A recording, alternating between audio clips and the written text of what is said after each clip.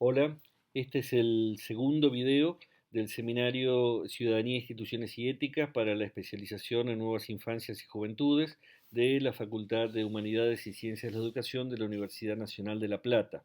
En el video anterior trabajamos sobre la noción de ciudadanía y a partir de ella estuvimos viendo algunos de los compromisos que esta noción tiene con respecto a la educación escolar y hoy nos vamos a meter en la cuestión de la ética y la educación en valores.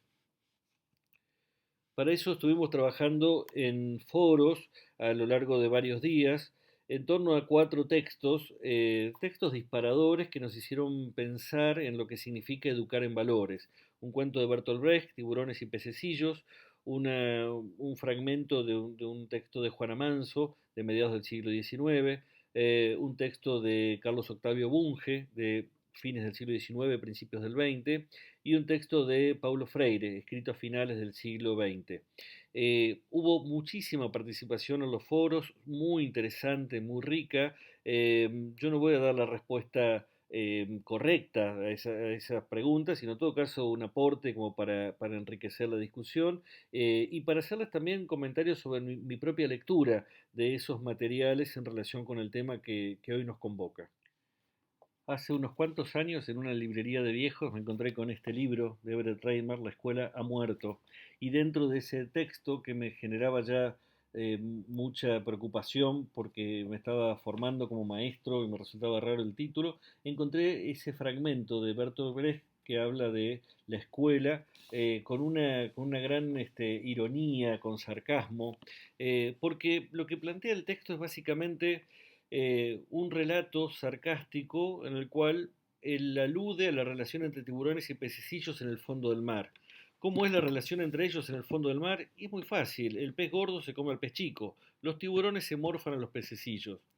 Si los tiburones fueran personas, dice el señor K, no se morfarían directamente a los pececillos. Los convencerían de lo bueno que es dejarse comer. ¿No? Y en esa alegoría que construye Brecht, creo que recrea algo del pensamiento más crítico de la escuela desde una versión reproductivista.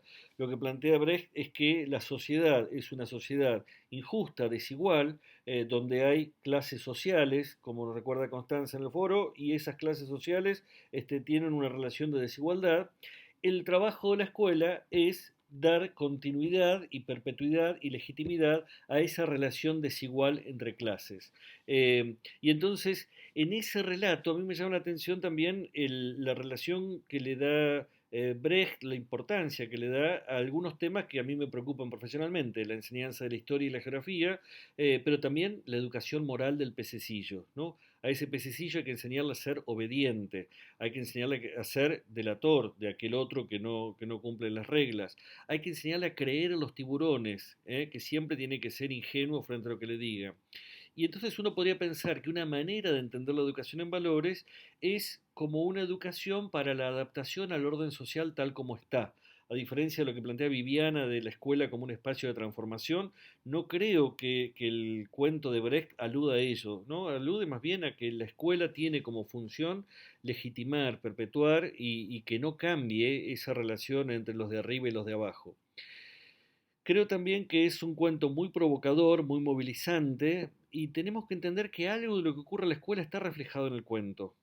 No podemos pensar que vamos a educar en la escuela al margen o obviando que estamos en una sociedad injusta, desigual, exclusora, y que la escuela forma parte de la lógica de esa sociedad. Ahora, también creo que el cuento puede ser cuestionado o impugnado, por lo menos en algunos aspectos. Siempre digo, en el cuento aparece una coherencia enorme, ¿no? Todos los pececillos del medio trabajan en la misma dirección. Les dicen a los peces que trabajan para ellos, pero en realidad trabajan para los tiburones. ¿Son tan coherentes las escuelas como las que cuenta ese cuento? Y por otro lado, en el cuento las escuelas son altamente eficaces. Los pececillos del medio les dicen a los peces más chicos que se tiren a la fauce de los tiburones y todos van y se tiran. Son tan eficaces las escuelas. Por suerte creo que no somos ni tan coherentes ni tan eficaces y eso también nos permite no ser meramente ese espacio de reproducción que nos plantea el relato de Brecht. pero insisto, creo que es un buen relato. Está tomada la versión de este libro, aunque después si quiero leer, hay otra versión en este libro publicado bastante más recientemente, Historias del señor Keuner de Bertolt Brecht. El texto de Juana Manso está tomado de los Anales de la Educación Común, la revista que ella creó y dirigió durante muchos años y que sigue siendo una revista que periódicamente aparece en la provincia de Buenos Aires. Juana Manso es un personaje durante mucho tiempo relegado a la historia de la educación de nuestro país y reivindicado en las últimas décadas, sobre todo porque antes se la consideraba una compañera de Sarmiento, alguien que había llevado adelante ideas de Sarmiento y cada vez más se la considera alguien con peso propio, que tuvo ideas propias y que llevó adelante proyectos en diálogo y en discusión de igual a igual con Sarmiento en aquellos años posteriores a la batalla de Caseros. Juana Manso tuvo ideas muy importantes en educación, se le ocurrió en 1856 abrir una escuela donde estuvieran en la misma aula varones y mujeres. Fue un escándalo, fue tremendo, le dijeron de todo, y a los 2 años tuvo que cerrar la escuela por falta de inscriptos, porque ¿a quién se le puede ocurrir poner en la misma aula varones y mujeres? Eh, También en aquellos años, cuando se estaba discutiendo el horario escolar, se le ocurrió proponer que entre clase y clase hubiera unos minutos breves de lo que llamó recreo, un espacio donde los chicos pudieran jugar. Y creo que este texto que trabajamos alude a eso. También le dijeron de todo, porque eso era hacer que los chicos aprendieran a perder el tiempo, que no tuvieran disciplina, que no tuvieran orden, etcétera. Y Juana Manso prácticamente fracasó en todo lo que intentó. Terminó, digamos, tuvo conflictos permanentes con toda la sociedad y yo creo que hoy reivindicamos de ella esos gloriosos fracasos que tuvo en su desempeño. Digo, también a veces viene bien para poder pensar que no todo el tiempo pasado fue mejor y a veces cuando estamos en las escuelas y nos encontramos con colegas que dicen solo ahora tenemos problemas en las escuelas, digo, Juana Manso la pasó realmente duro. Y en este texto alude al cuerpo en la escuela. Me parece interesante en el foro cuando plantea Andrea, eso no habla de mí, eso sigue pasando en la escuela que muchos chicos sienten que hay algo que no está incluido de ellos en la escuela, o cuando Soledad plantea, en la escuela seguimos pidiendo silencio, y yo creo que el cuerpo es algo que en la escuela en muchos casos molesta o no se sabe cómo resolver y las discusiones más recientes sobre la ESI aluden a poder darle cabida a la reflexión colectiva acerca del cuerpo en el espacio del aula. Pero seguimos pensando en un montón de cuestiones no resueltas todavía en la pedagogía actual. Algunos aluden a que en esa época predominaban los castigos corporales, y es cierto, se estaba dando una batalla cultural que llevó un tiempo largo. Juana Manso fue de las primeras que llevó adelante una lucha para erradicar los castigos corporales de la educación pública, aunque perduró durante bastante más tiempo en educación privada. Eh, Unos años antes, a principios del siglo XIX, había un maestro famoso en Buenos Aires porque cada vez que había una ejecución pública, él iba con su grupo de alumnos a la plaza para ver el ahorcamiento, el fusilamiento, y después cuando volvían a la escuela les daba una buena paliza a todos sus alumnos para que no olvidaran lo que habían visto. Y ese maestro cobraba por dar clase, es decir, las familias pagaban por eso, para que les pegaran para poder educarlos. Eh, y eso me hacía acordar también en los años 90, hubo una discusión semejante en el Reino Unido, porque el gobierno de Tony Blair prohibió que las escuelas públicas se castigara con elementos de castigo. Los que me acompañan en edad recordarán la película Melody cuando el director saca una palmeta con la cual le pegaban la cola a sus alumnos. Y eso se prohibió y hubo un debate importante porque varias familias decían vamos a la escuela privada que sigue educando a la vieja usanza con golpes.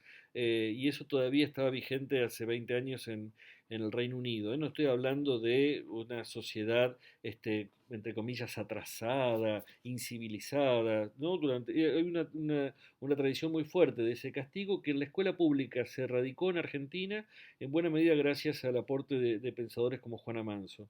Pero seguimos pensando con eso que ella propone, en los términos de mediados del siglo XIX, ¿qué lugar le damos a la movilidad en la infancia? ¿Y cómo se vincula esto con los valores? Pareciera que lo que tiene valor en la escuela es lo que pasa por la cabeza y no lo que pasa por el resto del cuerpo. hay cosas a las cuales la escuela da valor y hay cosas que desmerece. Y eso que desmerece es el espacio del juego, del recreo, de lo que pasa en otro lado. Eh, Siempre veo también ahí un contrapunto entre la experiencia escolar narrada por docentes y narrada por chicos y chicas. Cuando uno le pregunta a un docente qué hizo durante el día, nos cuenta que dio clases de tales temas. Cuando uno le pregunta a un chico, una chica qué pasó en la escuela, nos cuenta, en el primer recreo jugué con tal, en el segundo jugué con tal, en el tercero jugué con tal. Y yo me acuerdo de preguntarle a mi hija mayor, y ¿no viste que en el medio, entre recreo y recreo, había alguien que te hablaba de un tema? Y dice, sí, sí, eso todo bien.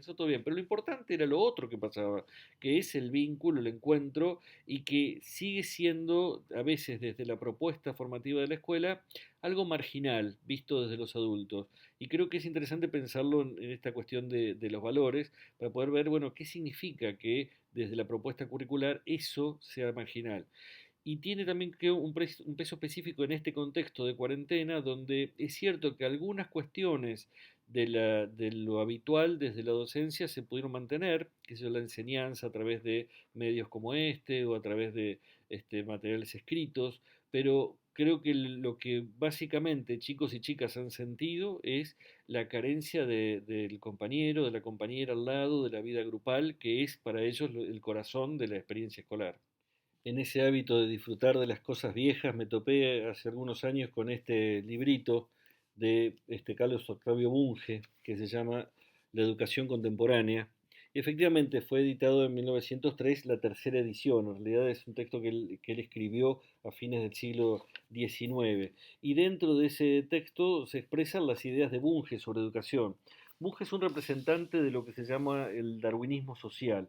Él entiende que así como en la naturaleza hay una lucha entre especies por la sobrevivencia del más fuerte, también en la vida social hay una lucha por la supervivencia del más fuerte. Y él lo plantea también en términos raciales, ¿no? La raza blanca tiene elementos superiores a otras razas como para desarrollarse.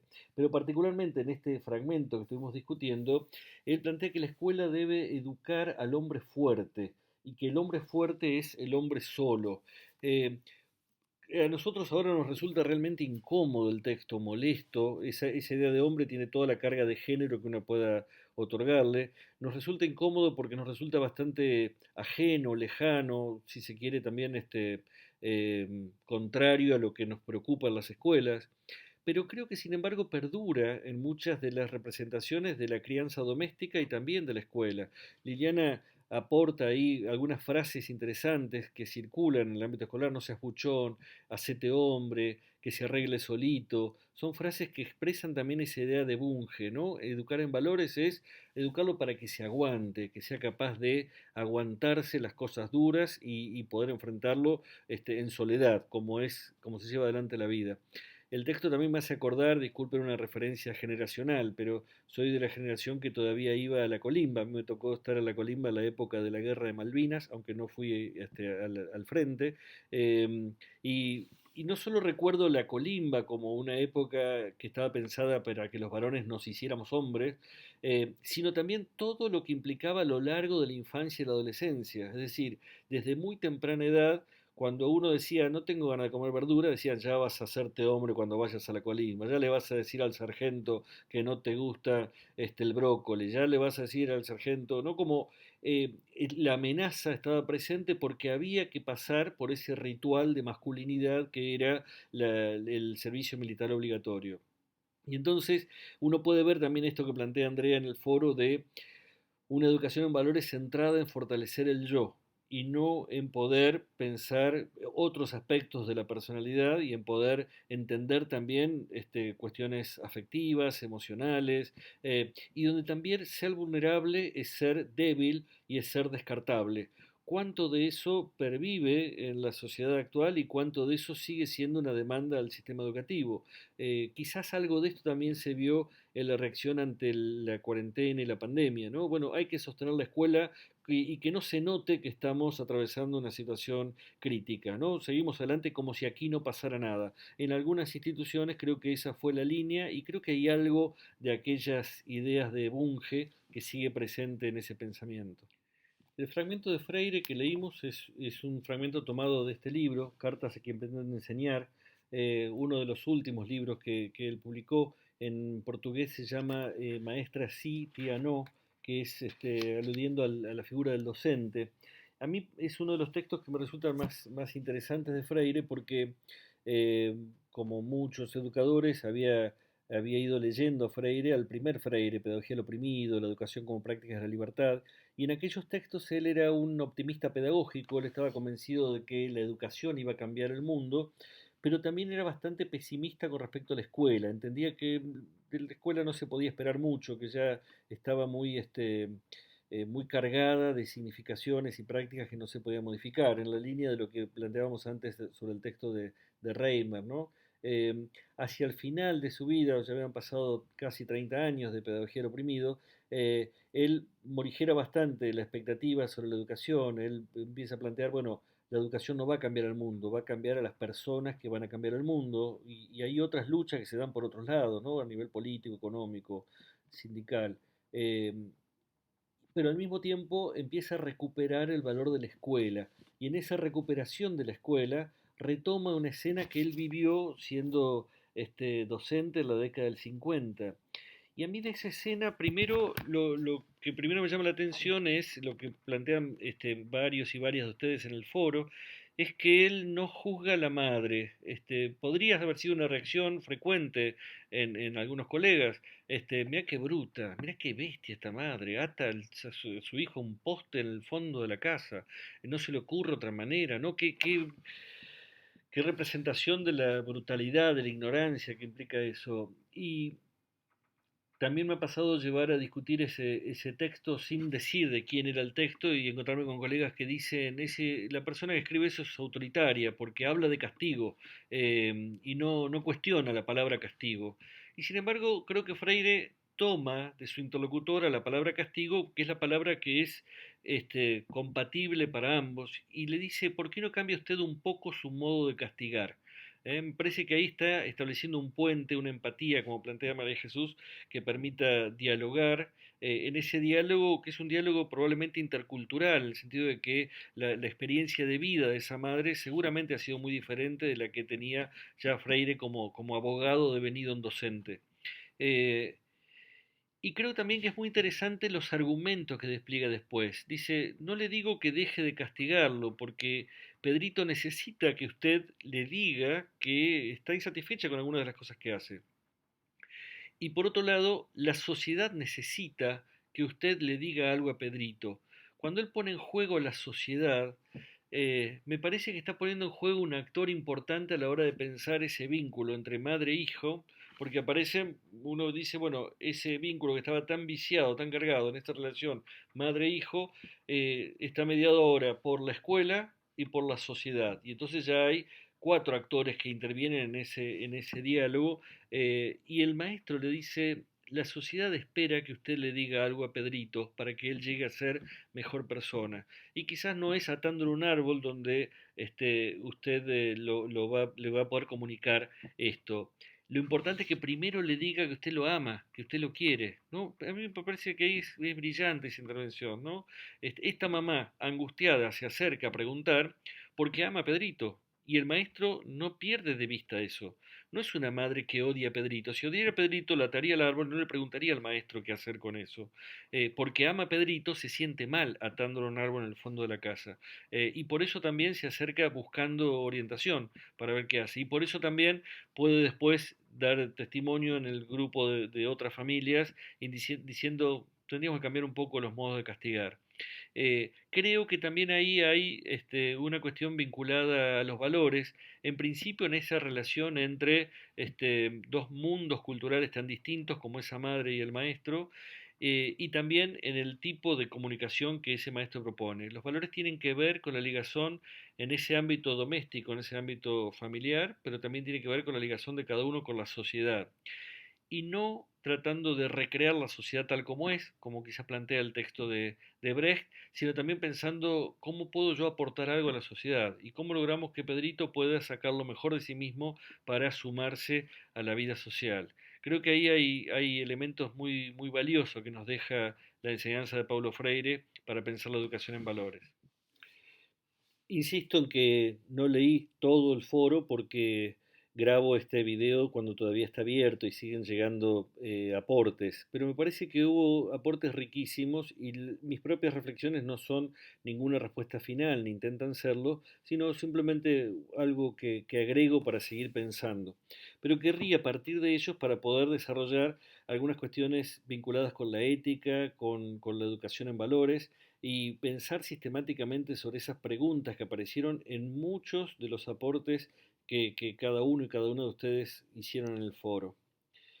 Primero quisiera tomar la relación entre ética y moral, dos palabras que, como nos pasaba con ciudadanía y política, tienen un origen etimológico común o equivalente y tienen resonancias o significaciones bastante distantes.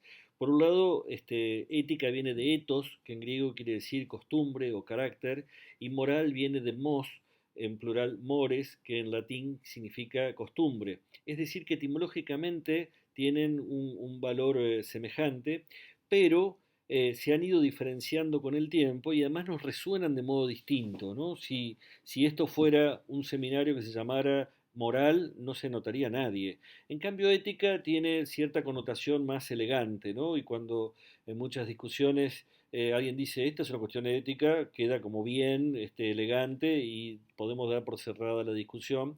Este, Sin embargo, hay un origen común y es importante poder pensar los elementos comunes y diferentes que tienen ética y moral. Yo siempre tomo como punto de partida para esa diferenciación una frase de Oscar Wilde de sus últimos años, después de todo el proceso judicial que había atravesado y de verse condenado a trabajos forzados por su condición, por su orientación sexual. Y él dice en una frase, vivir en la sociedad es un aburrimiento, pero vivir fuera de ella es una tragedia. Y creo que esa frase nos puede ayudar a pensar la relación entre ética y moral, porque uno podría pensar a la moral como ese aburrimiento de vivir en sociedad. ¿En qué sentido? En el sentido de que la vida en la sociedad está asentada sobre un lenguaje que es el que nos permite saber qué esperan los demás de nosotros y qué podemos esperar nosotros de los demás. Es decir, hay un conjunto de expectativas recíprocas que está establecida como lenguaje social y que nos permite funcionar de modo medianamente automático. Cuando nos levantamos a la mañana no nos preguntamos, ¿qué hago hoy? ¿Me he visto o no me he visto? Sino que parte de la expectativa recíproca es que uno sale a la calle vestido, cuando podemos salir a la calle y no estamos en cuarentena. Eh, y entonces, esas cosas nos funcionan como algo automático, sobre lo cual no tenemos que tomar decisiones. Podemos esperar que nos traten de cierta manera o de otra, podemos esperar que algo sea considerado bueno, malo, correcto, incorrecto, de acuerdo a las costumbres, lo que habitualmente predomina en una sociedad. Y eso también de alguna manera, nos permite la convivencia, ¿no? Cuando el vecino hace algo raro, decimos, pero qué raro, o sea, ¿a quién se le ocurre hacer algo así? En general lo que quiebra la moral es el escándalo, lo que ocurre y que quiebra esa expectativa recíproca. Eh, y como todo lenguaje, la moral tiende a ser conservadora. El lenguaje es conservador porque no podemos cambiarlo todos los días. Si lo que hoy se llama mesa, mañana se llama montaña y pasado mañana se llama ferrocarril, no podríamos saber de qué estamos hablando en cada momento. Entonces se necesita cierta estabilidad en el lenguaje, como se necesita cierta estabilidad en los acuerdos morales de la sociedad. La moral tiende a ser conservadora y en algunos casos también tiende a ser opresora, porque esa moral como lenguaje social establece las reglas de juego de cierto poder hegemónico en cierto momento. Desde este punto de vista uno podría pensar que todas las escuelas ofrecen algún tipo de educación moral, porque en todas las escuelas se transmiten cuáles son las expectativas de la vida social, qué esperan las demás personas de nosotros, qué esperamos nosotros de las demás personas. Y a través de lo que la escuela hace o deja de hacer, de lo que la escuela dice o deja de decir, se va comunicando una serie de expectativas morales a cada uno de los y las estudiantes. La palabra ética se podría relacionar con la segunda parte de la frase de Wilde, porque la ética no alude a esas prácticas morales, sino a una disciplina filosófica que tiene como objeto de reflexión la moral. es decir, una disciplina filosófica que se pregunta sobre la validez de los juicios morales. Y allí donde la moral establece juicios asertivos, esto es así o es asá, esto está bien, esto está mal, la ética se pregunta, problematiza, cuestiona esas afirmaciones de la moral. Y en ese sentido uno puede decir que la reflexión ética implica alejarse de la propia sociedad, tomar distancia para poder preguntarse, ¿y es correcto que tengamos que salir vestidos a la calle? ¿Por qué no podríamos hacerlo de otro modo? ¿O es correcto que me escandalice cierta conducta? ¿O es legítimo que me escandalice cierta conducta? ¿O por qué debería escandalizarme cierta conducta y no todo lo contrario? ¿O por qué naturalizamos cierta conducta cuando podría ser legítima la conducta opuesta? En ese sentido también ese alejamiento de la sociedad tiene una connotación trágica porque nos hacemos preguntas éticas también sobre situaciones que nos resultan exigentes y que además tienen un costo emocional. Eh, por ejemplo, atravesamos el debate sobre la interrupción legal del embarazo y ese es un debate riquísimo de la bioética. La bioética discute mucho sobre decisiones en el inicio de la vida y en el final de la vida. Y fíjense que tuvimos un debate acalorado, con posiciones distintas, que dividía el ámbito doméstico, las relaciones de amigos y también el ámbito público, precisamente porque meternos en cuestiones de la ética tiene un componente trágico, tiene un componente donde nos animamos a romper y cuestionar ese lenguaje social, pensando que podría haber alternativas superadoras de ese lenguaje social. Y en ese sentido uno puede pensar que todas las escuelas ofrecen algún tipo de educación moral, pero no todas las escuelas ofrecen una educación ética, es decir, no todas las escuelas ofrecen oportunidades de someter a crítica lo moral, de pensar filosóficamente los aspectos morales. El desafío ético es transitar conscientemente la tragedia de distanciarse de la sociedad para recrearla, para recrear sus bases de sustentación, ¿no? Y en ese sentido uno puede pensar también que la ética es una invitación a la criticidad, una invitación a ese desarrollo autónomo de un posicionamiento ante la vida social. Y la ética por eso también en muchos casos es subversiva o genera incomodidad y a veces también requiere actitudes heroicas, que es el de denunciar el doblez la injusticia de las condiciones morales dominantes en cierto contexto. Desde ese punto de vista y planteando que en todas las escuelas se da algún tipo de educación moral, podemos pensar, bueno, ¿y qué tipos de educación moral predominan en las escuelas? Tomamos un texto de Josep Puig Rovira sería en catalán, un pedagogo catalán contemporáneo de la Universidad de Barcelona, que en ese artículo sistematiza algunas de las vertientes principales de educación moral a lo largo del siglo XX. Yo voy a reseñarlas brevemente acá, pero él plantea como primera vertiente la socialización comunitaria, el enfoque de Durkheim, Durkheim sería en francés. Durkheim tenía como preocupación fuerte la pérdida del lazo social, recuerdan sus investigaciones sobre el suicidio de los jóvenes, y él plantea que la educación moral debería contribuir a fortalecer la ligazón, el lazo social, y entonces eh, plantea una definición de educación como el proceso por el cual la generación adulta transmite todo su caudal cultural acumulado a la generación siguiente, y en ese caudal acumulado también van los parámetros morales, ¿no? Los saberes morales. Y entonces él es de los primeros que empiezan a utilizar la palabra socialización. En un texto dice Durkheim, socializar es meter a la sociedad dentro de cada individuo, de modo tal que ese individuo no pueda separarse de la sociedad sin sentir que a la vez se separa de sí mismo.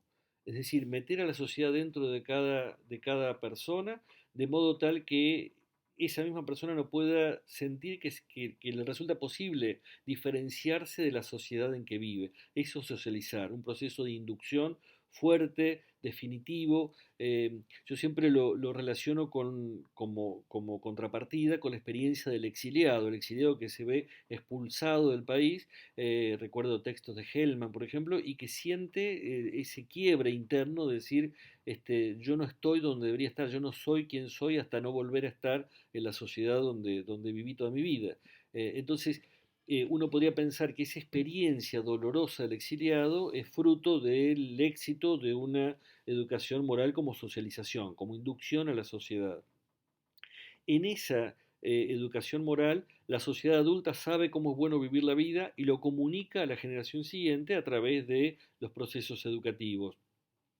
Y el foco fuerte está puesto en la cohesión del grupo. Por eso también Durkheim en su propuesta avala los castigos colectivos, perdón, porque considera que es bueno que cada uno se sienta en deuda o en obligación con su grupo de pares, y que se haga cargo de cumplir lo que el grupo está esperando de él o lo que él puede aportarle al grupo.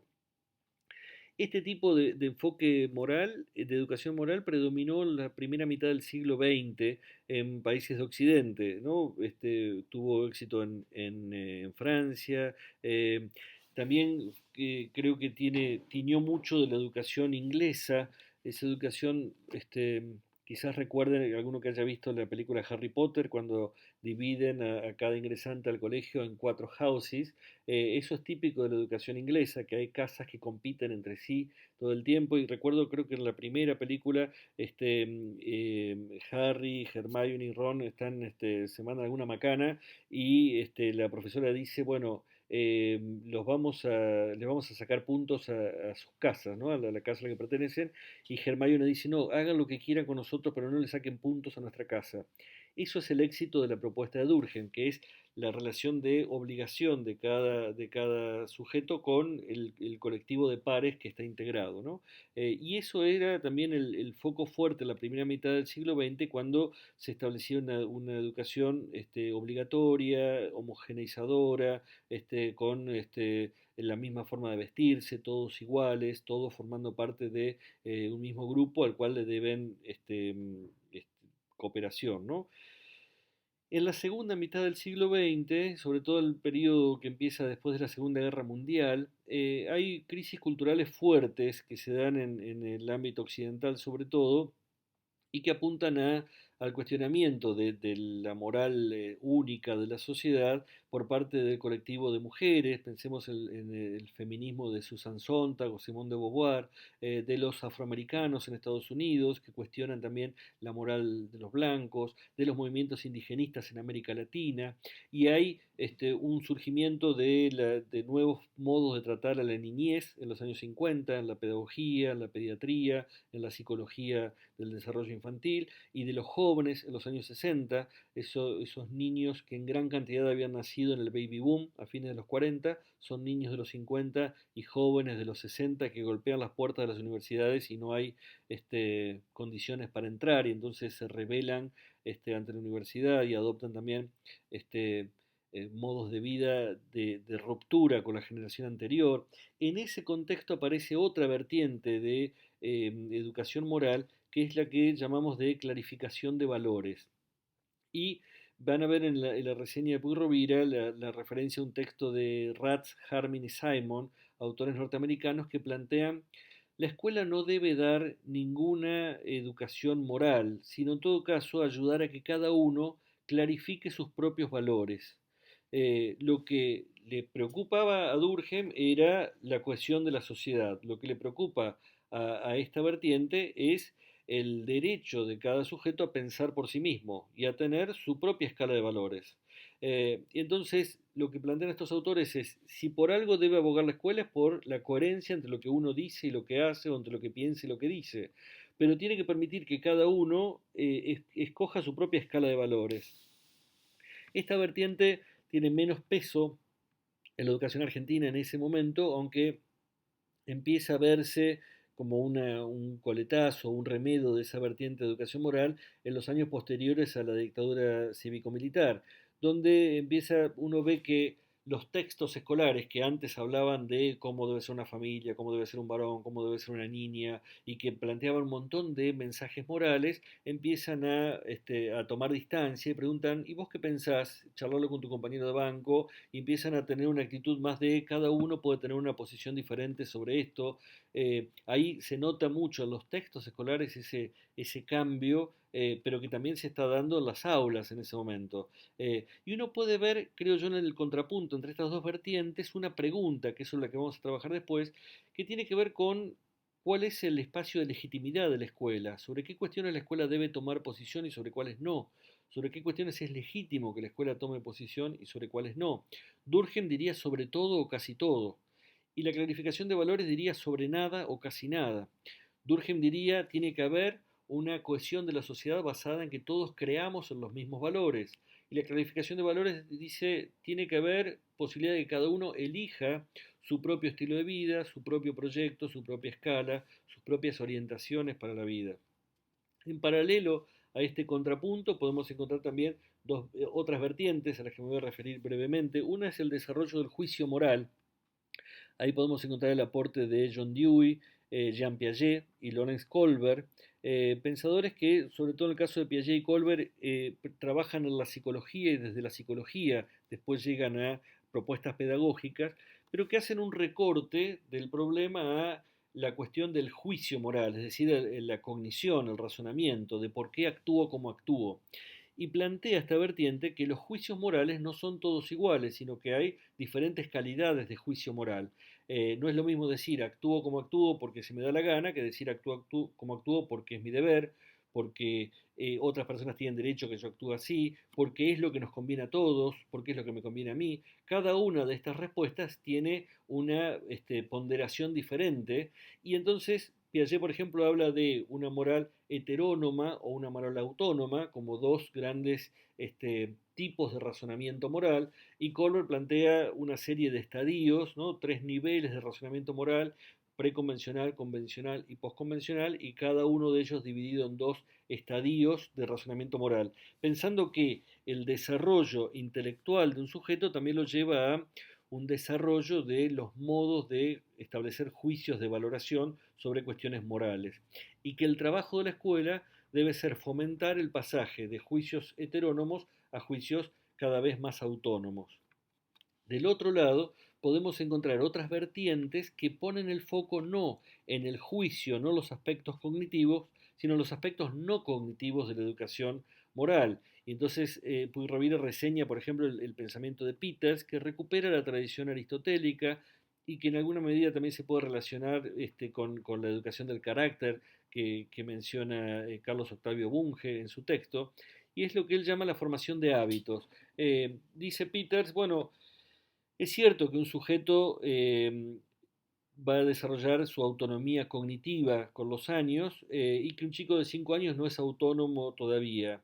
Pero ¿qué hacemos mientras tanto? ¿Esperamos, no damos ninguna educación hasta que pueda pensar por sí mismo y tomar sus propias decisiones? Y Peter dice, no, lo que hacemos es enseñarle cuáles son los hábitos que para la sociedad adulta son valiosos y para que cuando tenga cierto juicio, pueda establecer si los mantiene o los modifica. Y entonces se centra en establecer cuáles son los hábitos que conviene forjar en el carácter de niños, niñas y jóvenes a lo largo de la escolaridad. Otra vertiente que podemos ubicar en este lado es el moldeamiento de conductas. Ya acá me meto en vertientes que no menciona Puy Rovira, pero que creo que es importante reseñar. Por cómo está formulada, podrán vincular esa idea con la tradición del conductismo. El conductismo es una vertiente que funciona más en los últimos años como insulto que como otra cosa. Siempre digo que cuando dos docentes discuten, una manera de insultarse es decir tradicional, que es como te anulo, ya no. Pero si encima de tradicional te digo conductista, es como ya no tenés ni derecho a estar acá, ¿no? Es como, es muy fuerte la idea. Sin embargo, hay que pensar, bueno, qué es lo que el conductismo se propuso, qué es lo que desarrolló como estrategias y cuánto de eso perdura en las prácticas de educación actuales. Básicamente, el conductismo, más que una teoría del aprendizaje, es, a mi modo de ver, una teoría del control social. Porque lo que trata de hacer es moldear las conductas de un otro, niño o adulto, a través de estímulos positivos o negativos, podemos llamar premios y castigos, y hace una sistematización de eso. Algunos en el foro hablaban de premios y castigos en el siglo XIX, en realidad la educación tradicional estaba mucho más centrada en el castigo, la letra con sangre entra. En cambio, el conductismo aboga por usar ambos y a veces plantea los beneficios del premio, ¿no? Skinner, un conductista famoso, regalaba caramelos cuando había respuestas positivas o en algunos casos también plata, porque era, bueno, si te van a dar plata, cualquiera contesta la respuesta, ¿no? Como busca la respuesta y ahí la idea es estimular a partir del premio. El emolumento de conductas lo que plantea esta vertiente es que hay que dar premios y castigos hasta moldear la conducta adecuada.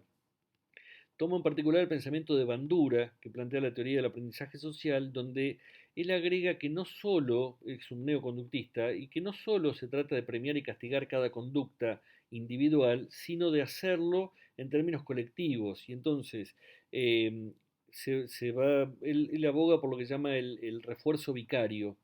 Vicario significa representante de otro, ¿no? Dice, si un chico se manda una macana, no hay que castigarlo a él, hay que castigarlo delante de todos, para que el resto diga, no voy a hacer lo mismo para que no me pase lo que le pasa a él. Y si alguien tiene una conducta valiosa, hay que premiarlo delante de todos, para que el resto diga, yo voy a hacer lo mismo, así me premian como a él, ¿no? Eso es lo que él plantea como refuerzo vicario. Fíjense que ahí ya entramos en muchas cosas que son comunes en la educación contemporánea. Yo no encuentro colegas que se definan conductistas, pero encuentro sí muchas prácticas conductistas de educación. Em, Me he encontrado en escuelas con el semáforo de la conducta y que el maestro les dice, les pone verde si se portan bien o rojo si se portan mal. Un maestro que tuvo mi hija hace unos años, era un excelente maestro en muchos aspectos, pero tenía mucho de esta educación conductista. Decía, em, ponía un vaso en la mesa y cuando había mucho lío lo iba llenando de agua, ¿no? Era lo que llamaba el vaso de la paciencia. Si el vaso se colmaba y se desbordaba, se quedaban sin recreo. Y también les daba, se lo llamaba un tortapunto por cada día que se habían portado muy bien. Y cuando llegaban los 10 tortapuntos, él llevaba una torta de regalo para el grupo.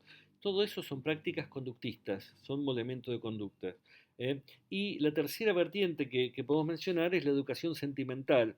Estoy pensando, por ejemplo, en el aporte de Richard Rorty, un filósofo norteamericano, que plantea que el juicio moral es un juicio de razonamientos que puede ser útil, pero que no permite generar procesos de empatía interpersonal. Él dice, yo por más que reflexione intelectualmente, no puedo ponerme en el lugar de una mujer afgana sojuzgada por una tradición cultural que la somete a un lugar de subordinación. Yo he tenido una vida como intelectual norteamericano, entonces no puedo intelectualmente meterme en la cabeza de esa mujer.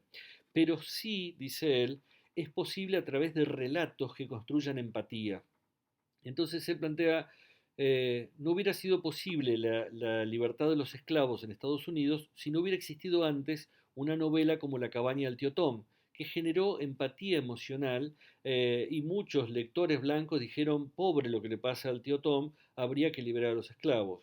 Lo que él plantea es que hay que utilizar textos que promuevan la empatía con los personajes para, y él plantea literalmente, manipular las emociones de modo tal de provocar empatía en función de lo que queremos educar. Yo creo que también ahí hay algo que está muy presente en las prácticas escolares, el de buscar un cuento para que los chicos se den cuenta de qué, o para que vean cómo se sentirían si fueran ese personaje. Y hay mucha también recuperación de fábulas tradicionales o cuentos tradicionales. Pensemos en el patito feo, cómo te sentirías vos si fueras el patito feo de ese grupo. Tiene también, como el elemento de conductas, un efecto muy eficaz. En general, tanto la producción de empatía como el elemento de conductas logran sus objetivos, pero también a un costo muy alto. El elemento de conductas implica que otro me dice lo que está bien o está mal y a través de premios y castigos va logrando que haga lo que él quiere que yo haga. Y en la educación sentimental también se promueve cierta manipulación que está librada a la decisión de quien manipula.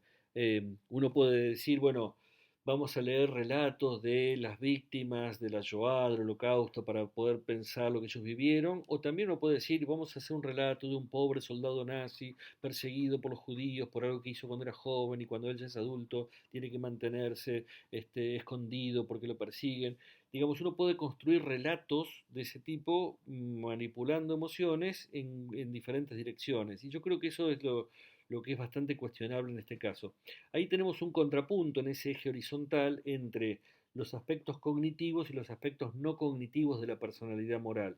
Eh, lo vamos a dejar para otro seminario porque sería también discutir, bueno, qué peso tienen estos aspectos en un posicionamiento didáctico. Lo que me interesa ahora trabajar es ese eje vertical entre la educación moral entendida como socialización, como este, adaptación a un grupo, y la educación moral entendida como clarificación de valores, como el derecho de cada uno de pensar por sí mismo. Sobre qué cuestiones la escuela tiene que tomar posición y sobre cuáles no.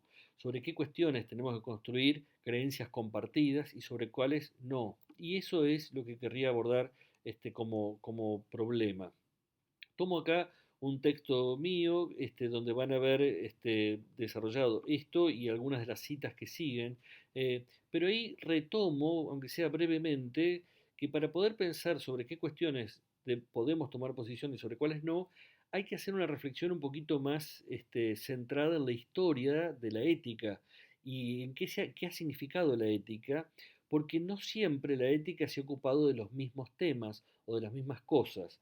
Y ahí planteo que en la ética antigua, en la ética de Aristóteles y del pensamiento clásico griego, el foco de la reflexión estaba puesto en la vida buena. Es decir, si uno se mete en la ética nicomaquea, la ética nicómaco, en donde por primera vez un autor como Aristóteles se hace preguntas sistemáticas sobre la ética, y uno tratara de recrear la pregunta que él tenía en la cabeza, la pregunta sería algo así como, ¿cómo es bueno vivir la vida? ¿Cómo es bueno vivir la vida? Aristóteles decía, las cosas son buenas y sirven para lo que fueron hechas. O sea, una silla es buena si sirve para sentarse y es mala si no sirve para sentarse. Los animales saben lo que tienen que hacer porque tienen instintos fuertes y entonces no necesitan hacerse esta pregunta. Pero ¿cuándo es buena la vida del hombre? ¿Cuándo es buena la vida del hombre? Y él dice, necesitamos construir algún criterio, alguna pauta sobre cuándo es buena la vida del hombre porque no tenemos instintos que nos lo indiquen. Y entonces la pauta que él busca es lo que él llama la arete, la excelencia, que después los latinos traducirán como virtud, eh, y que la excelencia está puesta en el justo medio entre el exceso y el defecto, ¿no? O sea, la virtud de la valentía es el justo medio entre la cobardía y la temeridad. O sea, si ante una batalla yo digo voy solo contra todos los espartanos, eso es temeridad. Si yo digo me quedo en casa y los espero con unos mates para cuando termine la batalla, eso es cobardía. La valentía está en el medio, en poder encontrar el justo medio entre la cobardía y la temeridad. Y así va estableciendo las virtudes, siempre buscando ese punto de prudencia, ¿no? Por ejemplo, define la justicia como el justo medio entre hacer el mal o padecerlo. O sea, si tenemos que repartir la herencia de la abuela y yo me quedo con toda la torta, les estoy haciendo el mal a todos los demás. Ahora, si dejo que otro se quede con mi parte, padezco el mal. La justicia está en ese justo medio entre hacer el mal o padecerlo. Y así va definiendo su conjunto de virtudes. Lo que me interesa acá, más que detenernos en el pensamiento de Aristóteles, es la pregunta que él se hizo, que es ¿cómo es una vida buena?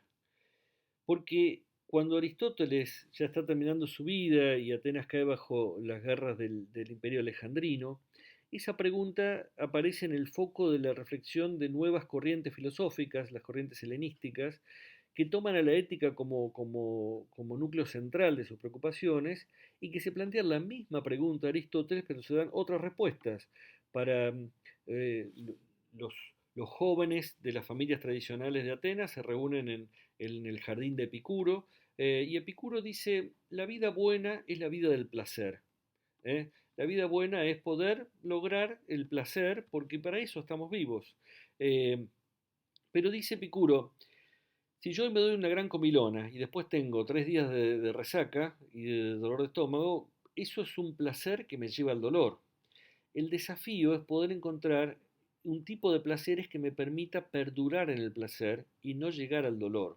Y entonces él dice, bueno, hay que comer frugalmente, hay que fomentar la amistad, evitar el matrimonio, que es fuente de disgustos y preocupaciones, fomenta también el amor libre en el jardín de Epicuro, pero él dice, hay que poder encontrar el tipo de placeres que nos permiten perdurar en el placer, lo que se llaman placeres catastemáticos, placeres tranquilos, no los placeres sinestésicos de sexo, droga y rock and roll, sino placeres de más tranquilidad que nos permitan perdurar en el placer. Y también dice Epicuro, hay que dejar de temer al dolor y pensar que el placer es inalcanzable o el dolor está ahí nomás, y pensar también que los dioses no nos van a mandar desgracias y tampoco la muerte no es algo que nos deba generar temor, dice él, ¿no? La muerte no es sensible, porque nos pasamos toda la vida con temor a la muerte y en realidad la muerte pasa y no nos damos cuenta, ¿no? Entonces él busca esta cuestión del placer como, como foco de la vida buena, ¿no? Por eso inaugura una serie de filosofías que se llaman hedonistas, que ponen el placer como respuesta central. Al mismo tiempo, en las afueras de la ciudad, en las puertas de la ciudad, que en griego se dice stoa, se reúnen pensadores provenientes de la Magna Grecia, del sur de Italia, de Asia Menor, a los que se llama colectivamente estoicos, y ahí hay pensadores, trabajadores en el puerto, antiguos boxeadores, antiguos esclavos, ¿no? Crisipo, Cleantes, y esos pensadores se dan la misma pregunta y respuestas distintas. Ellos dicen, aunque parezca que vivimos en un caos, hay un orden, hay un logos que gobierna a todos, ¿no? Y nosotros tenemos que poder estudiar el cosmos en su armonía, en su belleza. De ahí viene, cosmos significa armonía y de ahí viene la palabra cosmética. Eh, Porque la vida buena está en la de aquel que puede entender el logos y llevar adelante lo que le toca en la vida, poder ser aquello que está destinado a ser. ¿Eh? Epícteto dice, hay cosas que dependen de uno y cosas que no dependen de uno. De lo que dependen de mí me hago cargo, lo que no depende de mí no me importa. No me importa, solo que lo que serían los indiferentes para los estoicos. La riqueza, la gloria no depende de mí. Entonces yo me ocupo de lo que depende de mí y me ocupo de aquello para lo cual he sido destinado, ¿no? Yo tengo un lugar en el mundo y si te toca ser esclavo, te toca ser un buen esclavo, y si tenés que ser emperador, tendrás que ser un buen emperador. De hecho, hubo Epícteto era un ex esclavo y Marco Aurelio fue un emperador romano que también fue un pensador estoico. Para nosotros también hay algo que nos resuena, quizás les resuena a ustedes, que es una frase de San Martín, que era el lector de Epícteto, y a nosotros nos queda ese lema estoico por excelencia: serás lo que debas ser, o si no, no serás nada. Es decir, te toca un lugar en el mundo, tenés que cumplirlo, ¿no? Y esa es la función de la vida buena. Fíjense que en estos pensadores que estamos recreando podemos ver que hay una pregunta, pero múltiples respuestas posibles, porque cada vertiente filosófica se dio una respuesta diferente acerca de cómo es bueno vivir la vida. Y si indagamos un poco más, podemos ver que diferentes creencias religiosas o tradiciones culturales se han planteado la misma pregunta y se han dado otras respuestas. Para el Islam, la vida buena es la sumisión a la voluntad de Alá. Para el cristianismo, la vida buena es la santidad, ¿no? El responder a la expectativa y a los parámetros de vida de la divinidad, ¿no? Y todo el pensamiento de San Buenaventura, de San Agustín, va en esa dirección. Lo que podemos ver acá es que el camino de la pregunta por la vida buena es una pregunta amplísima que toma todas las facetas de la vida y que tiene múltiples respuestas posibles. Si nosotros nos metemos en la ética moderna, en la ética que uno puede encontrar en el pensamiento de Descartes, en el pensamiento de Hobbes, de Locke, pero que sobre todo se cristaliza fuertemente en el pensamiento de Kant, la pregunta de Kant es mucho más estrecha que la pregunta de Aristóteles, en el sentido que él se pregunta, ¿qué debo hacer? ¿Qué debo hacer cuando hay algo que debo hacer? Ya no es sobre cómo oriento todas las acciones de mi vida, sino cómo establezco lo que debo hacer. Kant dice, si yo voy caminando a orillas de un río y hay un tipo que se está ahogando, mi deber es salvarlo. Pero quizá el tipo que se está ahogando es alguien que me debe plata y yo lo salvo porque me conviene, o es un amigo mío y yo lo salvo porque lo quiero. ¿Qué pasa si el que está en el río es alguien a quien yo aborrezco o alguien a quien yo le debo plata y me vendría muy bien que se ahogara? Mi deber es salvarlo por deber, porque es una persona y porque el deber es algo que establece vínculos entre personas independientemente de cuáles son los rasgos particulares de quien está en el río en ese momento. Entonces, el pensamiento de Kant expresa claramente esta otra pregunta acerca de la vida digna, sobre lo justo, sobre la relación de deberes y derechos en la vida social. Algo mucho más estrecho, porque uno no siempre encuentra gente que se está ahogando en el río, no siempre se pregunta por el deber, mientras que hay un montón de preguntas cotidianas sobre cómo es bueno tomar orientaciones, y Kant establece un límite mucho más estrecho. En ese pensamiento uno puede ver que hay en la ética una escisión entre aquellos pensadores que ponen foco en la vida digna y aquellos que ponen un foco más amplio en la vida buena. Y esa distinción, que es una distinción analítica, porque también hay muchos cruces entre ambos campos de reflexión ética, en esa distinción podemos encontrar respuesta a la pregunta que teníamos en la diapositiva anterior, que es sobre qué cuestiones la escuela tiene legitimidad para tomar posición y sobre cuáles no. Y creo que esta distinción de campos nos permite pensar que hay una dimensión normativa, en el sentido de que la escuela tiene la responsabilidad de deliberar sobre derechos y responsabilidades de la vida social. La escuela, como espacio público de construcción de lo público, tiene como tarea pensar lo justo y invitar a niños, adolescentes, a jóvenes a pensar cómo es justo que establezcamos las reglas de convivencia en la sociedad. Fíjense que la justicia también admite diferentes respuestas, pero necesitamos consensuarlas, porque si yo digo esto es justo para mí y otro dice esto es justo para mí y son diferentes, tenemos que decir, bueno, pero tenemos que encontrar algo que sea justo para los dos, porque la justicia reclama la construcción de una respuesta que satisfaga a ambas partes. Entonces, el trabajo de la escuela es someter a crítica las reglas de convivencia en la sociedad.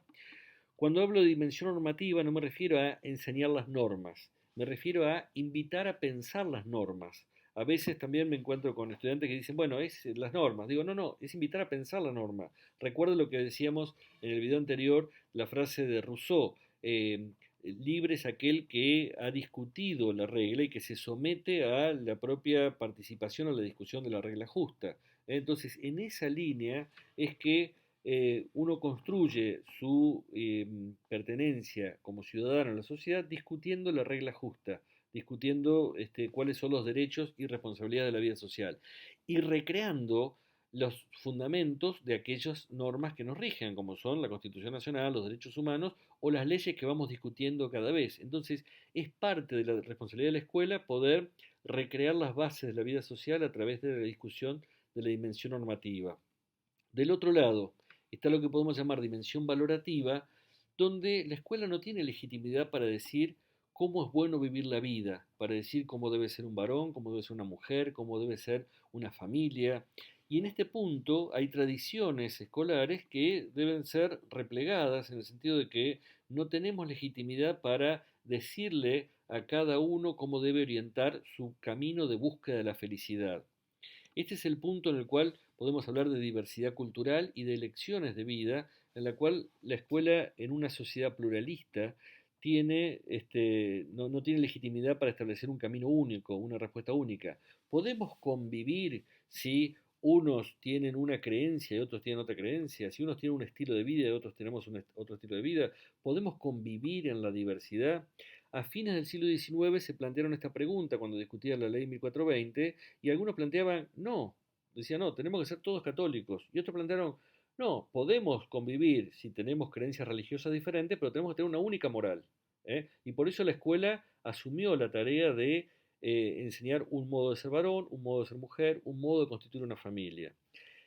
La sociedad contemporánea, y sobre todo en Argentina después de la última dictadura cívico-militar, vamos avanzando hacia la construcción de una sociedad pluralista, en la cual nadie tenga que renunciar a ser quien es para poder estar acá, y donde podamos convivir los diferentes porque tenemos diferentes estilos de vida, diferentes tradiciones culturales, diferentes creencias religiosas, diferentes modos de ser, pero construimos reglas de juego de convivencia a la diversidad. Es decir, la dimensión normativa es lo que nos permite convivir en esa diferencia, esa diversidad que se da en la dimensión valorativa.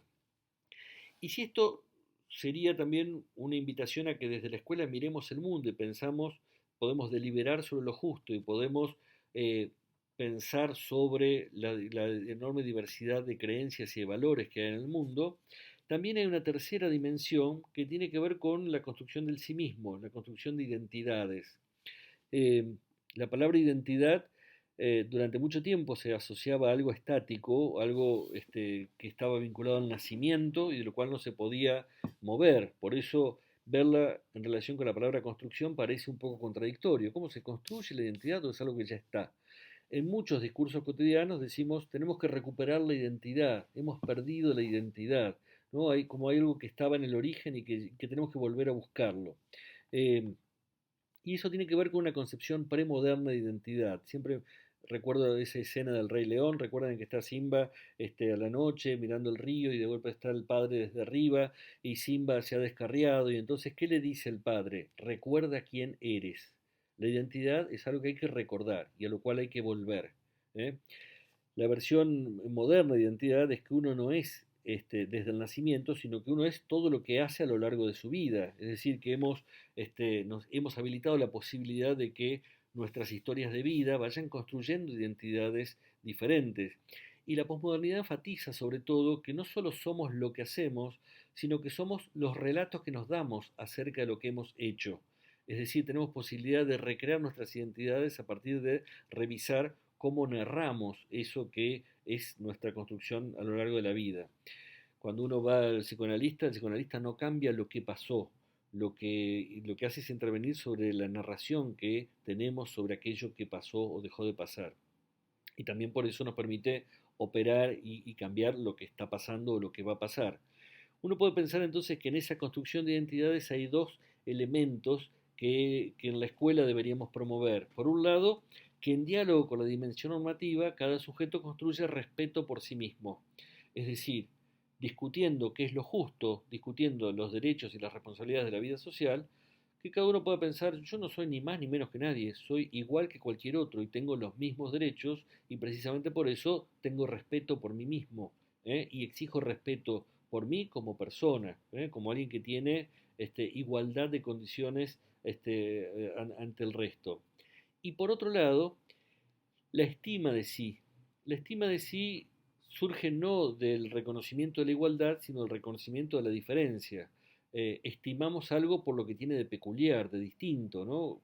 Cuando uno habla de su pareja no dice lo quiero, la quiero porque es igual que cualquier otro. Digo, lo quiero porque es especial, porque es único, porque tiene algo específico. Entonces la estima de sí está en el reconocimiento de lo que tenemos de distinto, de particular, de diferente, en diálogo con la dimensión valorativa, que es lo que elegimos y lo que nos va haciendo ser un aporte al mundo que le da una característica diferencial, ¿no? Entonces, estas nociones que son de Paul Ricoeur, respeto de sí y estima de sí, nos permiten pensar en identidades que no son una única identidad, sino una multiplicidad de identidades. La escuela, históricamente, muy centrada en esa dimensión valorativa, establecía una única moral y una única identidad colectiva, que era la identidad nacional. Y podemos pensar que en esta tensión, poner el foco en la dimensión normativa implica poder pensar derechos y responsabilidades, poder pensar los derechos humanos, poder pensar derechos de niños, niñas y adolescentes, y poder morigerar un poco la participación de la escuela en esta dimensión valorativa. Y al mismo tiempo, podemos pensar que en esa dimensión valorativa, el trabajo de la escuela tiene que ver con ampliar el horizonte cultural de chicos, chicas y adolescentes. Vamos a meternos un poco más en esa dimensión valorativa para ver de qué estamos hablando cuando hablamos de valores.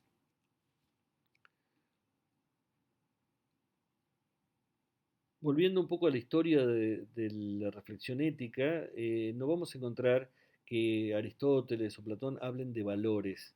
Ellos no hablaban de valores, aunque algunas de las cosas que ellos decían podemos relacionarlas con valores. En realidad la expresión valor es una expresión que en realidad toma relevancia en las reflexiones del siglo XVIII, sobre todo en el campo de la economía política. La economía va surgiendo como ciencia en el contrapunto con la economía medieval, y allí donde la economía medieval planteaba que hay un justo precio para cada bien y que las cosas valen de acuerdo a el tiempo que ha llevado para producirla y la calidad de los materiales con que está hecha, la economía moderna plantea una alternativa a esto, ¿no? La economía medieval, a través de la discusión del gremio, decía, bueno, si este lápiz está hecho con materiales nobles y llevó tanto tiempo de trabajo artesano, vale tanto, ese es el precio justo. Lo que plantea la economía del siglo XVIII es, no, el bien puede estar hecho con mucho trabajo y con muy buenos materiales, pero si nadie lo quiere comprar no vale nada. Y puede estar hecho con materiales berretas y le llevó muy poco tiempo de trabajo al artesano, pero si mucha gente lo quiere comprar, eleva su precio, ¿no? Lo que se llama las leyes de la oferta y la demanda. Lo que plantea esta reflexión de la economía es una distinción entre las cualidades del bien y el valor del bien. El valor tiene que ver con cómo es evaluado ese bien. Y entonces, eh, una botellita de agua tiene un valor en el kiosco de la escuela y otro valor en medio del desierto. Había un rey inglés que en la batalla de Hastings decía, mi reino por un caballo, porque el caballo le salvaba la vida. Entonces, en esa batalla, un caballo valía igual que todo el reino. Quiere decir que en la economía del siglo XVIII apareció una distinción entre el bien y el valor. Y esa distinción llamó la atención de Kant, que tomó la noción de valor sobre todo para la estética y empezó a pensar dónde está el valor de la belleza.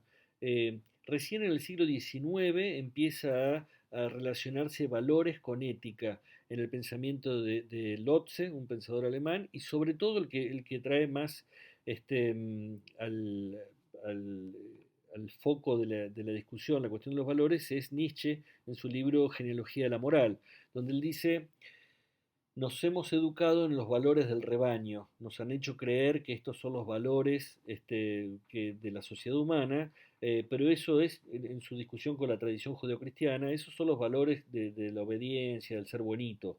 Los valores que hicieron grandes a la humanidad son los valores previos, ¿no? Del coraje, de la fortaleza, de la temeridad. Y él dice, no aboga por volver a aquellos viejos valores, sino por crear nuevos valores, los valores del superhombre, ¿no? Eso es parte del argumento de genealogía de la moral. En el siglo XX hubo una discusión, sobre todo en las primeras décadas, acerca, bueno, cuáles son los valores y dónde están y cómo se fundamentan. En esa discusión había dos vertientes, los subjetivistas y los objetivistas. Los subjetivistas decían, como algunos también en el foro, bueno, los valores son subjetivos, cada uno tiene sus valores. Yo puedo creer que un cuadro es bello y otro considera que no lo es. Entonces, el valor está en cada sujeto, ¿no? Ehrenberg era uno de los autores que planteaba esto y tienen un texto de Riccieri Frondizi que reseña esas discusiones. Otros pensadores planteaban, no, los valores son objetivos. Un cuadro puede ser bello para vos y no es bello para mí, pero ambos valoramos la belleza, que está por fuera del bien que es considerado o no bello. Ahí está el aporte de autores como Max Scheler y Nikolai Hartmann, y en esa disputa había un cierto predominio de los objetivistas, aunque no llegaban a ponerse de acuerdo acerca de cuáles eran los valores y cuál era la relación entre ellos, ¿no? Si había un predominio de unos sobre otros en esa escala valorativa. En la posguerra, en ese tiempo de transformaciones culturales que mencionaba antes, empezó a predominar una tercera vertiente, que es lo que se llama la vertiente situacional o historicista, y que plantea una posición distante tanto de los subjetivistas como de los objetivistas, porque plantean que el valor no está en cada individuo, ni son esenciales e inmutables, sino que están en la situación, una situación histórica. Tomo acá un fragmento de Riccieri Frondizi, que Riccieri era hermano de Arturo Frondizi, el que fue presidente, y de Silvio Frondizi, dirigente marxista que fue asesinado por la AAA. Y Riccieri fue rector de la UBA a fines de los años 50. Él decía, si se denomina situación al complejo de elementos y circunstancias individuales, sociales, culturales e históricas, sostenemos que los valores tienen existencia y sentido solo dentro de una situación concreta y determinada. Es decir, los valores no son ni puramente subjetivos ni objetivos, son históricos, son de acuerdo a cada contexto situacional o cultural. Y entonces, si nosotros miramos, por ejemplo, la imagen de abajo de una mujer que se está maquillando, eso tiene una connotación en algunos lugares del mundo y otra connotación en otros lugares del mundo. En algunos lugares la mujer se ha visto sometida a tener que maquillarse para ir a trabajar, mientras que en otros lugares poder maquillarse ha sido una forma de resistencia y de sublevación del lugar de la mujer. Uno puede decir, lo mismo puede haber ido, puede variar de acuerdo a la situación. En la otra imagen vemos una pareja muy mayor que está utilizando un artefacto muy moderno.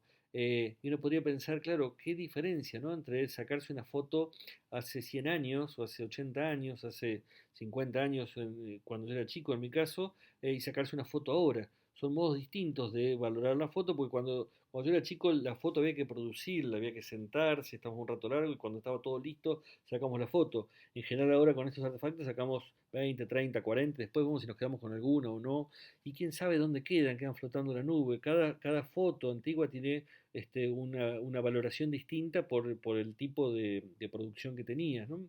Hay valoraciones también en los juegos infantiles, cuando los chicos juegan a príncipes y princesas, pero no juegan a vasallos y siervos, ¿no? Y a ser la esclava sometida. Es decir, que también ahí el juego recrea valoraciones de cada situación y también, por ejemplo, cuando recreamos la tertulia de la época colonial, pareciera que hay un tipo de relaciones que se recrean en el juego y que es la relación imaginaria de esa situación de otra época, que no necesariamente es lo que la historia plantea sobre esa época. Y no es lo mismo las valoraciones que se hacen en contextos de pobreza que en contextos de abundancia, ¿no? Hay una frase que Borges atribuía a su madre. Él decía, el dinero solo tiene valor cuando falta, y en ese caso es lo único que importa. Y a mí me parece muy rica esa frase, ¿no? El dinero solo es valioso cuando falta. Porque cuando hay de sobra no es algo que preocupe mucho ni algo que genera felicidad, pero cuando falta es clave. Entonces también ahí uno puede pensar que la situación hace que se modifiquen los valores. Y uno podría pensar en situación de opulencia, robar es malo, en situación de extrema necesidad, robar puede ser hasta un derecho o una obligación. Entonces uno puede pensar que el contexto puede variar mucho, ¿no? Esto que estoy diciendo no lo digo yo, lo dice también Tomás de Aquino, que es el derecho a robar por caso de extrema necesidad o para proteger a un tercero. Entonces digo para poder pensar, porque a veces uno plantea esas ideas y pareciera que es algo descabellado, que a nadie se le había ocurrido. Y el mismo Frondizi plantea, el robo solo tiene sentido en aquellas sociedades que están basadas en la propiedad privada, en aquellas sociedades donde no hay, donde toda la propiedad es común, no hay a quien robarle. Entonces, él dice que el valor está asociado a una situación, a un contexto cultural.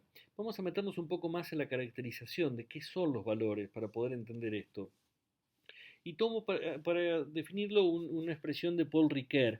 Algunos también plantearon definiciones de otros autores en los foros, pero tomo esta definición de Paul Ricoeur porque me parece muy rica y muy sutil. Él dice, los valores son como los sedimentos depositados por las preferencias individuales y los reconocimientos mutuos. Es densa esa definición, pero ¿qué está planteando Ricoeur en esta definición? Que los valores expresan momentos en los cuales tomamos decisiones, ¿no? Cuando nosotros preferimos algo a la hora de consumir o a la hora de tener una actividad cultural o a la hora de relacionarnos socialmente, en esas preferencias uno puede decir que va construyendo identidad a lo largo de su vida porque va decidiendo de una manera o de otra. Y habitualmente cuando nosotros elegimos, lo elegimos a la luz de cómo hemos elegido en otras oportunidades. Porque siempre elegí de esta manera, voy a mantener esta elección, o porque siempre elegí de esta manera, esta vez voy a hacer toda la contraria. ¿Qué hacemos? ¿Curso el seminario de especialización en la cuarentena o espero a poder hacerlo presencial? ¿Curso un posgrado o me anoto en un gimnasio? ¿Sigo estudiando o me junto más con mis amigos? Prefiero juntarme con mis amigos o le dedico más tiempo al trabajo para ahorrar más dinero. Cuando tomamos esas decisiones, vamos estableciendo preferencias. Siempre en cualquier definición de valor aparece alguna referencia a las preferencias. Y dice Ricoeur que los valores son los sedimentos de las preferencias individuales. Es decir, cuando uno va viendo a lo largo de su vida qué ha preferido, puede decir, bueno, si vos siempre vas prefiriendo en esta dirección, se nota que tus valores son estos, ¿no? Uno puede pensar cuáles son los valores de un sujeto analizando su agenda y su presupuesto, porque en cómo organiza su tiempo y cómo distribuye sus bienes, puede decir, bueno, si yo digo valoro mucho la amistad, pero veo a mis amigos una vez cada 3 años, no sé, no estoy actuando esa valoración. Ahora, si yo digo, yo valoro mucho la literatura, pero no le dedico nada de mi presupuesto a comprar libros, tampoco es que hay algo que exprese mi valoración. El resumen de la tarjeta de crédito expresa qué es lo que valoramos y qué no, o no, o la agenda expresa también qué valoramos y qué no. Y también, dice Ricard, los reconocimientos mutuos, porque uno no prefiere en soledad, prefiere en diálogo con otros reconocimientos, ¿no? ¿Qué hago? ¿Me anoto en el curso o no me anoto? ¿Y qué hacen mis colegas, mis amigos? ¿Qué hacen los otros? Bueno, vamos todos en grupo, vamos. O tengo que tomar una decisión. ¿Qué hubieran decidido mis padres? ¿Qué hubiera decidido aquel amigo al que ya no veo? ¿Qué hubiera decidido personas a las que yo considero muy sabias? Es decir, que vamos construyendo valoraciones en esos reconocimientos de las preferencias de otros. Fíjense cómo esta definición está muy en diálogo con la caracterización de situación que mencionaba antes Frondizi. Y dice Riquet, estos sedimentos a su vez sirven de relevos objetivados entre nuevos procesos de evaluación de los que cada individuo es responsable. Es decir, lo que preferimos en una época quizás lo vamos modificando a lo largo del tiempo porque hay un relevo de una valoración es reemplazada o modificada por otra. Uno puede pensar entonces que, sintetizando, las valoraciones se realizan según esquemas de preferencia, algo es preferible a su alternativa. Se pueden ver en las situaciones de consumo, de elección vocacional, profesional, de elección recreativa, y las elecciones cotidianas se integran en prácticas sociales de valoración. Desde este punto de vista, nadie carece de valores. Decir que una persona no tiene valores no tiene sentido, porque siempre que alguien expresa una elección, una preferencia, si que alguien decide de estas alternativas prefiero esta y no la otra, está expresando sus valoraciones, está expresando a qué le da más valor y a qué le da menos valor. Eh, y tampoco podemos decir que hay pérdida de valores, sino que lo que hay son valores que predominan en unas elecciones o en otras. Si lo pensamos en términos históricos, Bauman plantea también una frase interesante. Dice, si la multiplicidad de valores que requieren juicio de elección es signo de una crisis de valores, debemos aceptar que esa crisis es el hogar natural de la moralidad. Solo allí pueden madurar la libertad, la autonomía, la responsabilidad, la capacidad de juicio, todos ellos elementos indispensables del yo moral. La multiplicidad de valores en sí misma no garantiza que los individuos morales crezcan y maduren, pero sin ella los individuos tienen pocas posibilidades de hacerlo. Sometido a un escrutinio meticuloso, lo que suele llamarse crisis de valores revela ser en realidad el estado normal de la condición moral humana. Me parece un texto riquísimo este de Bauman, porque él dice, los valores están hechos para entrar en crisis.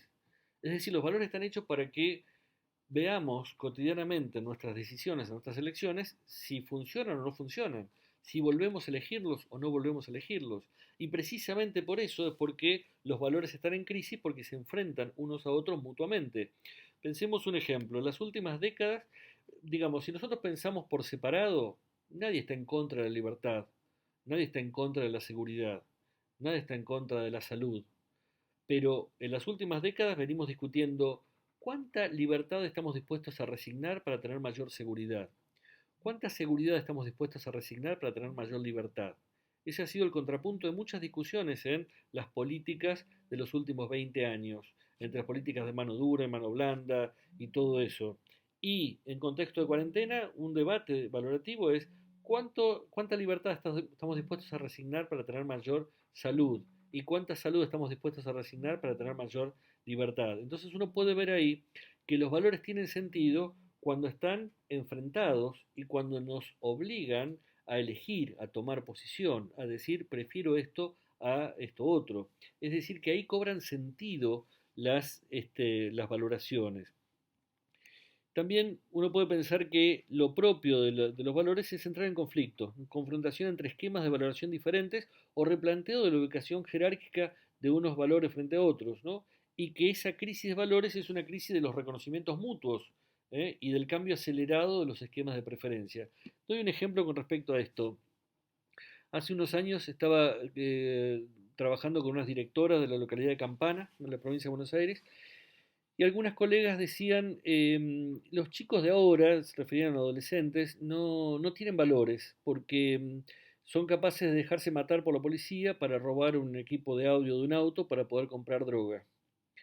Y yo pensaba, no tienen valores, ¿cómo es el contexto de vida de estos chicos y estas chicas? Y dice, bueno, en Campana había una gran empresa que le daba trabajo a todas las familias. Esa empresa en algún momento se achicó y tuvo que empezar a despedir personal. Ese personal se quedó con una indemnización que le duró un suspiro y en muchos casos hay familias donde el padre o ha abandonado el grupo familiar o se ha vuelto un padre alcohólico, golpeador, se han visto truncos un montón de proyectos personales y familiares. Y entonces uno puede decir, claro, en ese ámbito familiar durante mucho tiempo el valor era el trabajo, el esfuerzo, y si vos trabajás y te esforzás a lo largo de mucho tiempo, vas a tener beneficios a lo largo de la vida, ¿no? Un poco la fábula de la cigarra frente a la hormiga. Mientras que chicos y chicas que habían crecido en esos hogares vieron cómo se desmoronaba ese edificio durante los años 90 cuando las empresas habían dejado a esas familias a la calle. ¿Y qué preferían? El valor de la inmediatez por sobre el valor del esfuerzo y de la construcción paulatina. Decían, bueno, prefiero ahora, si puedo, fumarme un porrito y no esperar a que en algún momento tener alguna situación gratificante después de mucho tiempo de sacrificio. Uno puede pensar que ahí chicos y chicas no tienen los valores que querríamos que tuvieran, pero no están vacíos de valores. Han construido un criterio de preferencia, que prefiero la inmediatez a ese proyecto de largo aliento. Y uno puede pensar que si les reconocemos que ellos construyen valores distintos a los que queremos que construyeran, pero hay valores ahí, entonces podemos entrar en diálogo con los criterios de preferencia y podemos someterlos a crítica y podemos contraponer otras alternativas. Pero si nosotros consideramos que no les da la cabeza, o que están carentes de valores, o vacíos de valores, o que no tienen idea de por qué hacen lo que hacen, no entramos en diálogo con un sujeto que va estableciendo sus valoraciones a lo largo de la vida. Me parece entonces importante pensar que lo propio de los valores es entrar en conflicto y que lo propio de los valores es que estamos todo el tiempo discutiendo los argumentos que le dan o no legitimidad y le dan sentido de preferencia frente a otros. Volviendo también a la situación escolar, uno puede pensar también que se expresan valores en los comentarios no públicos, pero sí cotidianos de muchos y muchas colegas. Tomo acá un texto, un fragmento de un texto de Liliana Sinisi del libro De eso no se habla, una compilación de Tisted oh, se me fue el nombre, bueno, de la editorial Eudeva, ahora después les digo, de Neufeld y Tisted. Esta es una escuela de alto riesgo. Los chicos no tienen solo problemas de aprendizaje, tienen problemas de conducta. Reproducen lo que viven en sus casas, como te dije, padres alcohólicos y golpeadores, madres que no están en todo el día porque tienen que trabajar. Entonces los cuida la abuela, que no puede ayudarlos porque generalmente son analfabetas o ignorantes. Además, como docentes no podemos hacer nada con este tipo de chicos. Este era el comentario de la maestra recuperadora. Fíjense cómo ponen en el mismo renglón padres alcohólicos y golpeadores y madres que trabajan, como si fueran, como, oh, qué barbaridad, ¿a quién se le ocurre que la madre salga a trabajar? Y claro, como pasa con esto, yo no puedo trabajar con estos chicos. Uno puede pensar, ¿el trabajo de la escuela es solo para familias que funcionan armónicamente? ¿O allí donde la familia no está funcionando armónicamente y no está ofreciendo funciones de cuidado, de protección, de acompañamiento, el trabajo de la escuela es más necesario? En este caso pareciera que no se puede hacer nada con ese tipo de chicos. También de la docente, nosotros tenemos una cultura europea y por lo tanto es muy difícil intercambiar con una cultura inferior. Se refiere a chicos bolivianos, peruanos, paraguayos. Y fíjense cómo esta mujer que quizás desciende de inmigrantes italianos, españoles, supone que ella está en un nivel por encima de em, otras familias latinoamericanas. Y esto de una investigación en curso en Caleta, Olivia, un fragmento de una entrevista que hicimos allá, una directora decía: ellas, las alumnas, piensan que cuanto más masculinizadas están, es como que están en la onda. Yo hablaba el otro día con la profe y le decía, yo necesito señoritas femeninas, necesito señoritas que se comporten, que se hagan respetar como mujeres, que no sea para ellas común que porque en sus casas sus madres sufren violencia familiar, para ellas también sea común que el novio les pegue, el esposo les pegue o entre ellas se golpeen. Entonces se trabaja mucho esto del respeto hacia el otro, del respeto del cuerpo, del respeto de uno mismo. Fíjense qué mezcolanza de yo me respeto a sí mismo si soy una señorita femenina y no me respeto a mí misma si no soy una señorita femenina. Hay una mezcolanza entre la idea de quiero modular tu modo de construir identidad de género con que puedas respetar, que puedas hacerte respetar y no te dejes violentar o menospreciar en un vínculo conyugal o doméstico. Yo creo que ahí hay mucho para trabajar acerca de cuáles son los valores que se expresan en nuestras representaciones que suceden a las prácticas docentes cotidianas. Pensando en la escuela, vuelvo a tomar aquella frase de Carlos Culler: la escuela es espacio público de construcción de lo público. Y eso significa que es un lugar donde construir valores a través de intercambios, colisiones, provocaciones y procesos reflexivos. Pero los valores se construyen en contrapunto, en conflicto, en tensión, como decía antes, porque ahí es donde tienen sentido los valores. ¿Eh? Los valores no son una cosa estática. Por eso cuando hablamos de educación en valores, yo diría toda la educación es en valores. Pero cuando más rica se transforma la educación en valores es cuando está en contrapunto, cuando la escuela defiende o lleva adelante una puja cultural en contra de valores predominantes en los medios de comunicación, en las familias, en las prácticas sociales, cuando la escuela intenta someter a crítica las creencias colectivas, está produciendo educación en valores. Pero no porque sepa cuáles son los valores, sino porque está invitando a pensarlos, está invitando a que la escuela sea un espacio donde deliberar sobre la construcción de valores. A lo largo del tiempo uno puede decir, claro, los valores siempre se han transformado. No es lo mismo la igualdad del siglo XVIII, donde se hablaba de igualdad de nacimiento frente a la sociedad patriarcal y de castas y de estamentos, que la igualdad del siglo XIX, donde Marx decía, no basta la igualdad ante la ley, tenemos que generar igualdad de condiciones, ¿no? No es lo mismo nacer en cuna de barro que en cuna de oro. Ni la igualdad del siglo XX, donde diferentes sectores sociales plantearon la supuesta igualdad homogeneizadora deja de lado las identidades diversas que tienen también derecho a ser diferentes y a expresarse en condición de igualdad con otras. Entonces, la igualdad está no solo en contrapunto con otros valores, sino en sí misma, para entender qué significa, porque no significa siempre lo mismo. Y en el trabajo cotidiano de la escuela, tenemos que pensar que cuando educamos en valores, estamos discutiendo la dimensión normativa, cuáles son los valores que se expresan en una sociedad democrática y cuáles son los valores que expresan los derechos humanos. Y esos valores son los que se traducen en reglas de juego que nos permiten convivir en la sociedad. Por otro lado, hay valores de las familias y cada familia tiene derecho a tener sus propias creencias, su propio camino de búsqueda de la felicidad, tienen derecho a educar a hijos e hijas en sus propias orientaciones religiosas o morales. Ahora, ese derecho también tiene la limitación de la autonomía de cada sujeto. Una familia tiene derecho a bautizar a un hijo o a circuncidarlo o a criarlo en su sistema de creencias, pero en la medida en que ese hijo o hija vaya creciendo, tiene autonomía como para poder tomar distancia, decir, hasta acá llegué, yo no quiero mantener este esquema de valoraciones, quiero otro. Y entonces ahí es importante también que la escuela amplíe el horizonte cultural dentro del cual cada sujeto construye sus valoraciones. Por eso en la dimensión valorativa no se trata solo de que la escuela no tome posición, se trata de que ofrezca elementos para que en diálogo con los discursos familiares, cada chico, cada chica pueda dialogar con otros enunciados culturales diferentes del hogareño. Unas décadas atrás lo que pasaba es que en cada familia había una educación moral fuerte, la cual padres y madres decían, vos tenés que ser abogado como tu padre, ama de casa como tu madre, tenés que casarte con quien yo te digo, y había una generación de jóvenes que decían, no, déjame vivir la vida como yo quiero, el mundo ha cambiado. Lo que venimos viendo en las últimas décadas es que cada vez más hay chicos y chicas que preguntan en sus casas cómo es bueno vivir la vida y adultos que se repliegan y dicen, no sé, hijo o hija, este, callate y seguí mirando la tele, fíjate, porque nos vamos replegando porque tenemos respuestas menos sólidas y eso va delegando en los medios de comunicación y en el mercado la búsqueda de orientaciones de niños, niñas y adolescentes.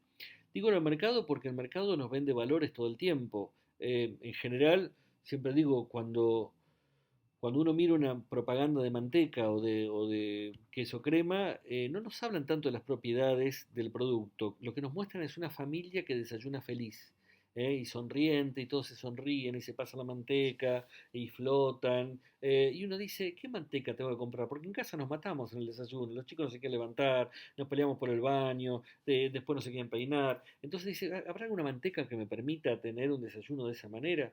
Lo que nos está vendiendo la publicidad es aquello a lo que aspiramos, aquellos valores que querríamos tener de armonía hogareña y que no encontramos.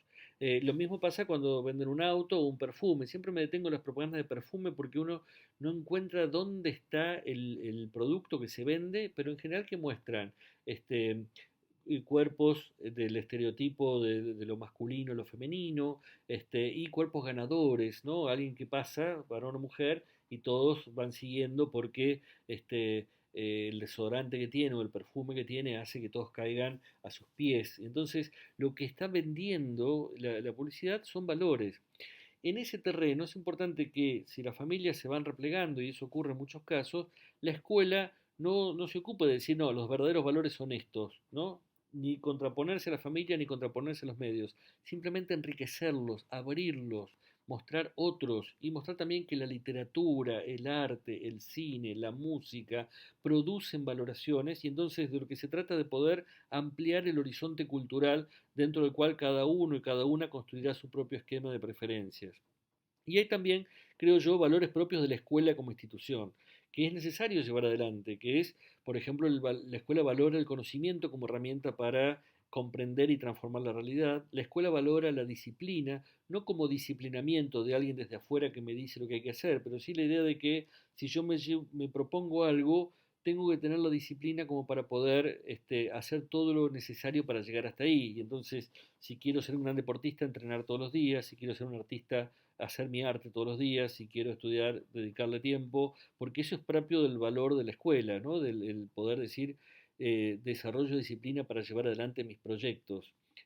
Creo entonces que educar en valores es un espacio de deliberación, de disputa, y que así como hablábamos en la educación política, que hablábamos de poder participar en el gobierno de lo público, en la educación ética hablamos del gobierno de nosotros mismos en diálogo con otros y la escuela en esto tiene mucho para pensar y mucho para llevar adelante. Cierro con la presentación de los textos que estuvimos mencionando. Buena parte de lo que mencioné de las dimensiones está en el texto mío del 2007 y las tradiciones de educación moral está en el texto de Puig Rovira del 98, esas tradiciones que mencioné antes. Em, Sobre la historia de la ética tienen el texto de Victoria Camps, Osvaldo Guariglia y Fernando Salmerón, que es un texto muy denso, muy condensado, pero que es muy pertinente para poder pensar esa historia entre vida buena y vida digna. Y tiene el texto de Gustavo Schuchmann, que plantea cuatro vertientes filosóficas, el pensamiento de Aristóteles, de Kant, de Stuart Mill y de Levinas. Eh, Sobre valores tienen el texto de Frondizi, es un texto clásico, la edición que tiene es del 72, pero la primera edición creo que es del 58, y él lo fue revisando y tiene el capítulo sobre valor, estructura y situación, y un texto mío sobre la relación entre familias y escuelas, donde planteo estas disputas de legitimidad entre familias y escuelas. Insisto en que la idea de estos videos no es cerrar los temas, sino hacer un aporte más para lo que cada uno va pensando por sí mismo y para lo que cada uno puede producir hacia su trabajo final.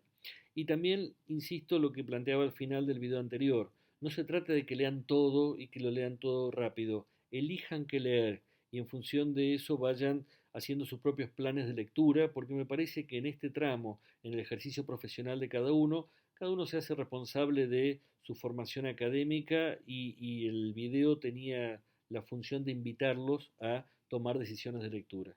Nos seguimos leyendo, cuídense, cuidémonos y seguimos trabajando. Muchas gracias.